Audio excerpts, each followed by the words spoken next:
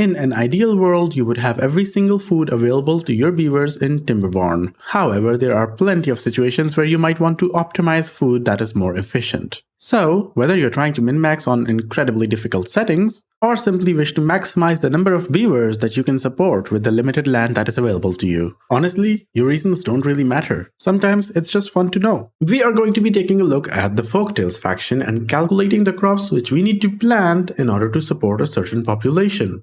Now, first of all, let me just eliminate berries from this entire competition, because they take 12 days to ripen and they yield only 3 food, which is then eaten raw, meaning that a single tile is only going to be producing 0.25 berries per day, or in simpler words, you are going to need 11 tiles of berries to feed a single beaver. That is insane. Next up, we have carrots, and yes, they are eaten raw as well. However, they take only 4 days to ripen, which is 3 times less, by the way. So of course, their food per day is also going to be 3 times more, and you're only going to need just a little bit above 3.5 to feed a single beaver. Then we have sunflower seeds, which is actually a noob trap, by the way. They take more days to ripen than carrots, so 5, and they yield less than carrots, so 2. Of course, they're going to be better than berries at 0.4 food per day, but you're going to be using 7 tiles per beaver. And with this, we're done with all of the foods that you can eat raw. Now, before we move on to the food that is going to be the most bang for your buck, help the channel out by smashing that subscribe button.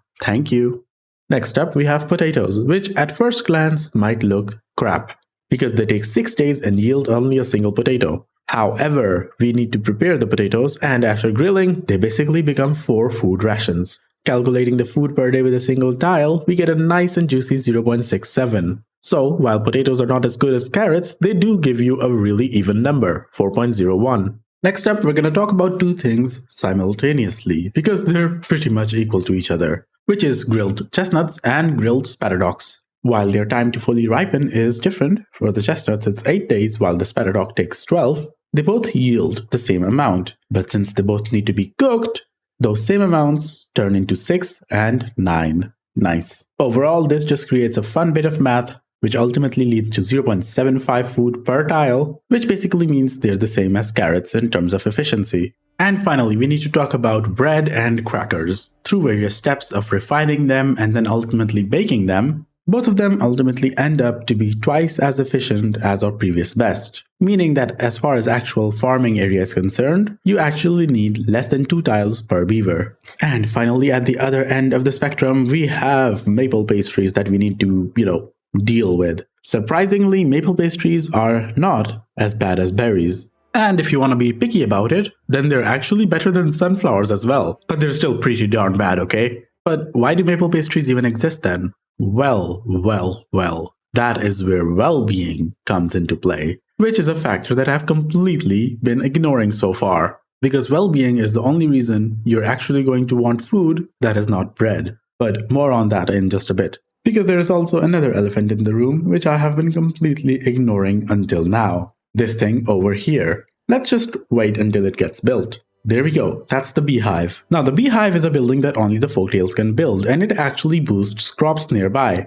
So what happens is that every 2 hours, this beehive checks all of these crops nearby and basically picks 3 which have not been boosted already. Those randomly chosen crops get a boost which reduces their growth time. This comes out to around 43%. And you don't really need to worry about wasting the boosts because if a crop already has one, then it doesn't actually get picked and it gets redistributed and whatnot and But these beehives are actually more powerful than you may think. Because you see, just like any other decoration, if I click this beehive over here, all of these places underneath also get highlighted. So basically these beehives up here can apply boosts to all of these crops over here. And that basically means that all of these crops grow 40% faster, 43% if you want to be really picky about it. Now sadly this boost does not apply to the trees, so it's basically wasted down here. Now unfortunately there is a medium chance of a bee sting, which is just a -1 in well-being, so it doesn't really matter. Plus the bots really don't care about the bee stings, so I have nothing to worry about over here.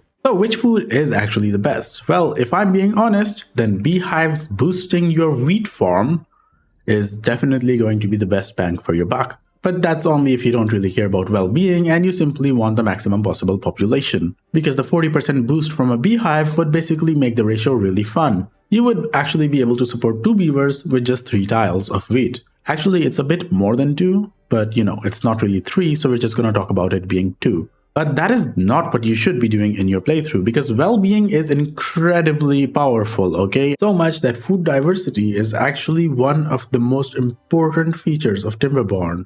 Actually, if I'm being honest, more games need to implement food in a similar fashion. Because in a lot of colony sims, you just focus on the best kind and ignore everything else. But even in the craziest builds of Timberborn, you will still find food diversity, which is something that cannot be said for other games. And honestly speaking, if you don't really understand how powerful well-being is, then you need to watch this video that's going to be on screen right now. Thank you for watching, smash that subscribe button, and I will see you guys next time on Timberborn. Bye!